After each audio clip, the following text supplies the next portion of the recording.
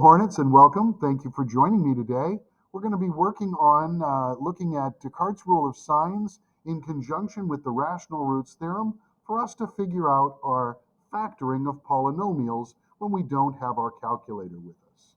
So we're going to be starting off with g of x, and we're going to call x cubed minus 7x squared plus 11x minus 5 our first polynomial.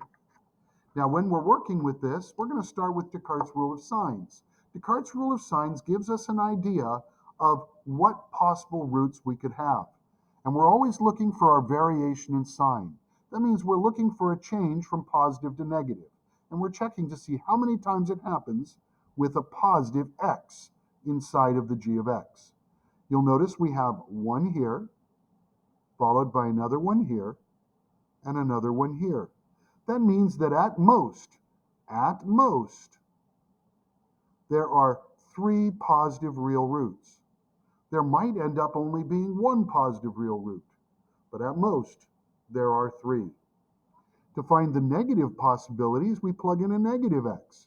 This is going to change each of the odd powers into their opposites. And you'll notice we have no variation in sign. That means that there are 0 negative real roots. And when I'm using my rational roots theorem, I'm not going to want to try any of the negative possibilities because there will not be any negative possibilities. That's why Descartes' rule of signs can be helpful. Without a calculator, we have to do synthetic division, and synthetic division can sometimes be tedious. So if we know that we're not checking any of our negatives, we eliminate half the possibilities before we begin. Let's now go ahead and work on the rational roots theorem. That means we take our last coefficient and our leading coefficient. That means the value in front of the highest power of x is the leading coefficient, and the constant at the back is our ending value. We want to take the factors of both. Notice that the factors of 1 are 1 and 1. The factors of 5 are 1 and 5. Now, the way the rational roots theorem works is we always want to take the ending factors and put them above the beginning factors.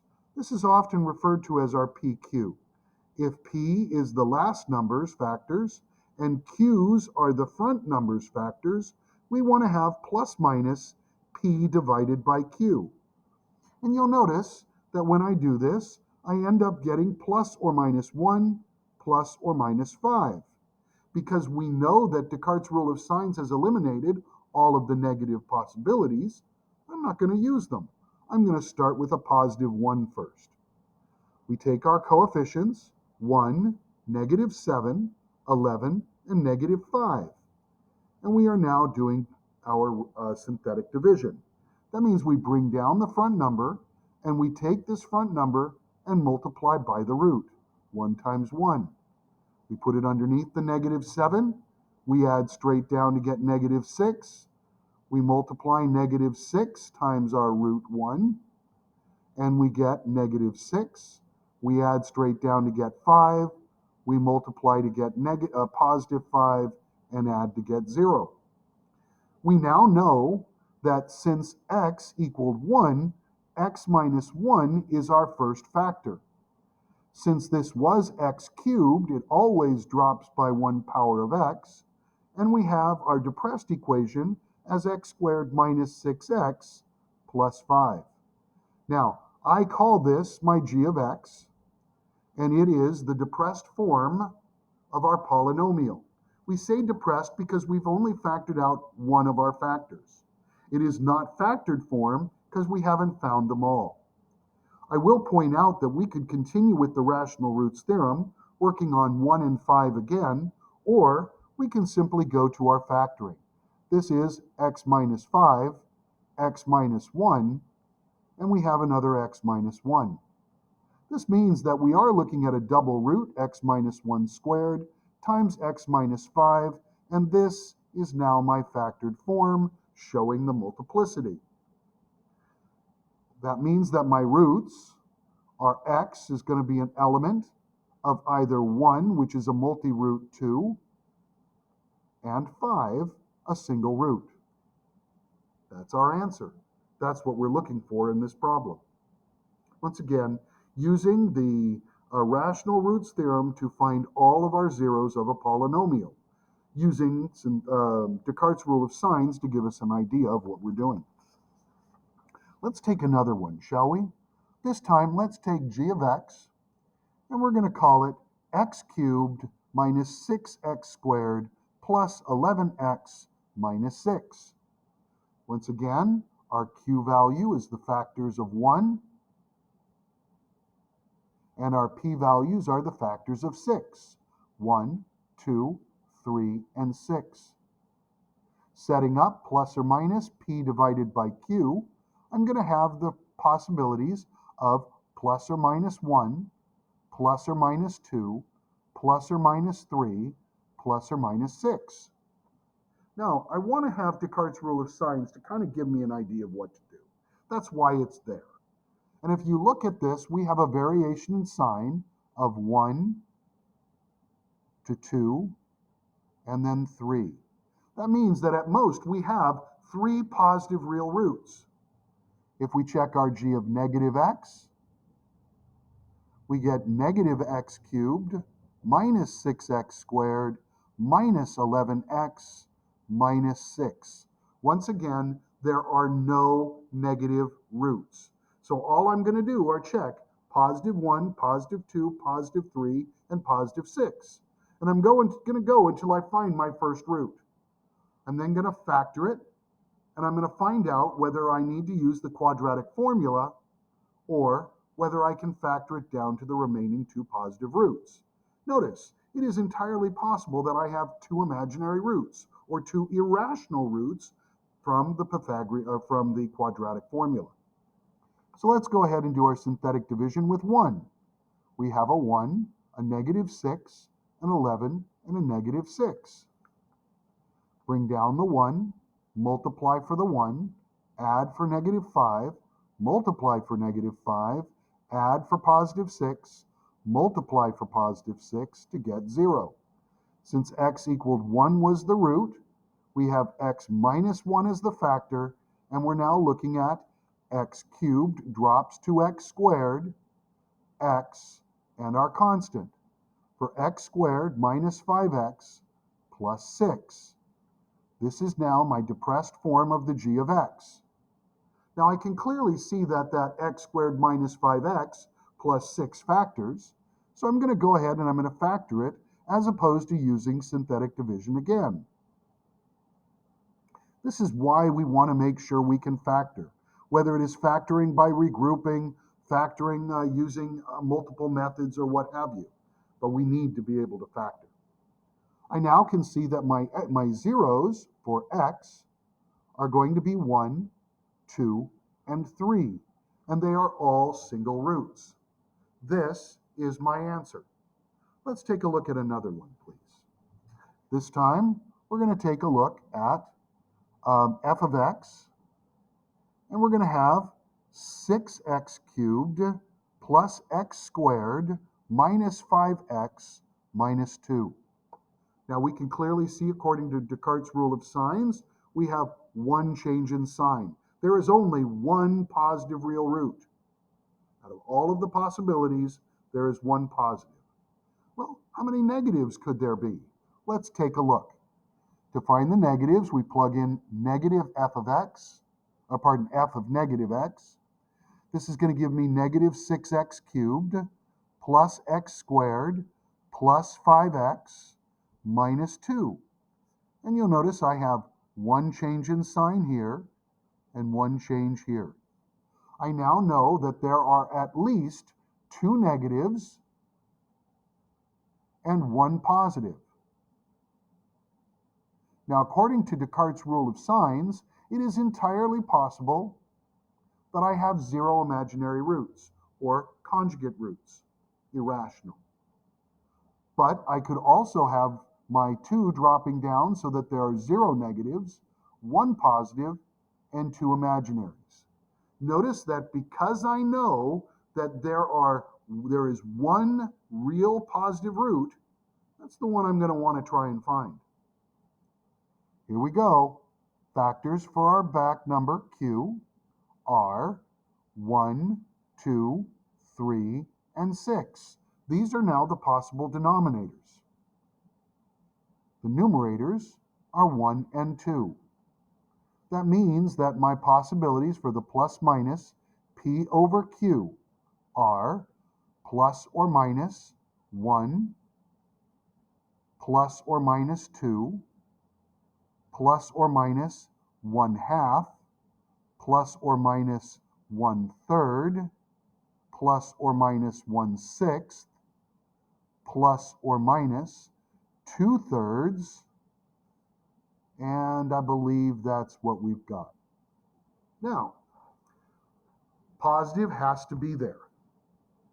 Okay, so we're going to start off with 1, and then we're going to move ourselves across. And I'm only going to check the positives first, try to find that one root that has to exist, and then see if I can factor it. If I can factor it, I know that there are 2 negatives, and if I can't factor it, I have to use the quadratic formula to find the imaginary conjugates or the complex conjugates if they're irrational. So here we go. 1, 6, 1, minus 5, minus 2. Bring down the 6 and multiply, add, multiply, add, multiply, and add. I now can see that x minus 1 is indeed a factor, with 6x squared plus 7x plus 2 as the remaining depressed equation.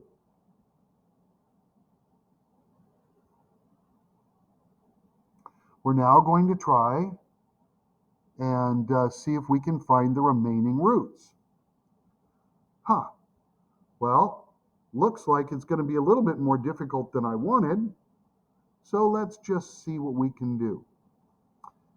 I can, for example, attempt to factor out, let's see, let's do 3x, 2x, 2, and 1. Notice that this is going to give me positive and a positive. 4 and 3 makes 7. 6x makes x squared. And I now have my factors. I therefore know that x is an element, and I must have either 1, negative 2/3, and a negative 1/2. And these are my possible roots. Okay, let's go ahead and try another one. This will be our last one, then I'm going to move on. So here we go, taking p of x, setting it equal to x to the 4th minus 7x squared minus 6x, and you'll notice we have a plus 0. So I can already see that there is a factor. I'm going to factor out the x, leaving me with x cubed minus 7x minus 6. This is what I'm going to have to work with in order to find the depressed equation. And I have 1, and I have 2, 3, 6, and 1. Therefore, my possibilities are plus minus 1, plus minus 2, plus minus 3, plus minus 6. And you'll notice I already have 1 found. One of them is 0. So I could do Descartes' rule of signs with this if I so choose. And I can see that there's going to be 1 positive at least. And I'm going to have to check this out a little bit. Let's go ahead and look at our depressed equation. X cubed plus 0x squared minus 7x minus 6. And you'll notice I go to a 0, then I go to a 7. So there are actually 2 positive real roots. Now in class, we never saw a 0 yet, but here we have a 0 that is neither positive or negative, and therefore it is a change in sign. If I check the p of negative x, I'm going to have a negative x cubed with a positive 7x and a negative 6. Putting it together as negative x cubed plus 0x squared plus 7x minus 6, I have 1 and I have 2. So at most, I have two of these roots. I have two positive, all right, and so I'm going to have to just wing it and find them.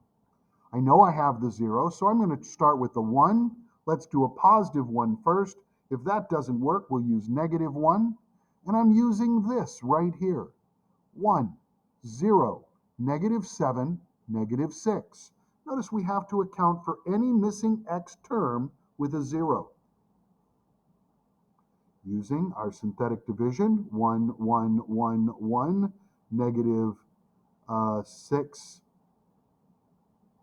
negative 6, and I'm getting a negative 12, it looks like. Let me just double check that again. 1, 1, 1, 1. Yup, that's what it looks like. So let's try negative 1 and see what happens there. Bring down the 1, negative 1, negative 1, 1, negative 6, 6, 0. So I now have x plus 1 as a factor, and then I have this x squared minus x minus 6, and I have an x out in front. So I can't forget that extra x. This then factors. I have x minus 3, x plus 2. This is x minus plus 1, and this is x. This is now my factored form of p of x, and I can now clearly see that x is an element of 0, negative 1, positive 3, and negative 2. You'll notice that I can clearly see that I have one positive with the 0, and I have two negatives. Alrighty, that ends our first part, working with Descartes' rule of signs to get an idea of what our possible roots are, and then using synthetic division with synthetic division in order to find our depressed equations and at least one factor that can then be broken down into other factors. Alrighty, so if you like this, please remember to click like, and I will continue to make more. Thank you very much, and I hope this helps. Thank you.